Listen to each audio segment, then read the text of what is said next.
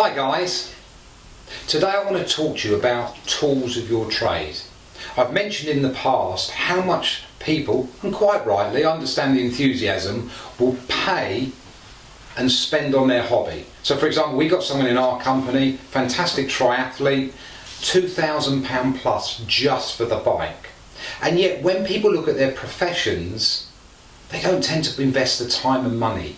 And so I want to just go through wheel writing and just get a couple of thoughts about how you can start over a period of time to really increase the tools of your trade. So for example, this is my pen.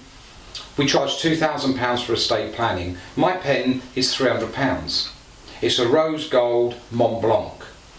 My bell is about £175. Again, it will last a lifetime, and it's about £175, and my wallet is not far short. So you say, well, okay, but you know, I can't afford that.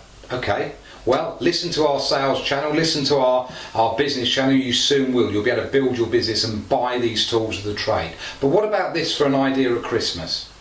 Instead of getting hanky socks and lots of people maybe be buying new presents, why don't you say, what I'd like is just one single quality item. So for example, a pen. Now you might have to make up a bit of shortfall, but at the end of Christmas you'll have your first item. So instead of having an old Bic to sign the will, when you go and see your client and they're signing the will, you can give them a nice pen. So have a look at how much you invest in yourself and in your business, and let's up the quality of the tools of our trade. My name's Tim Hurd from the Business School of Wheel Writing.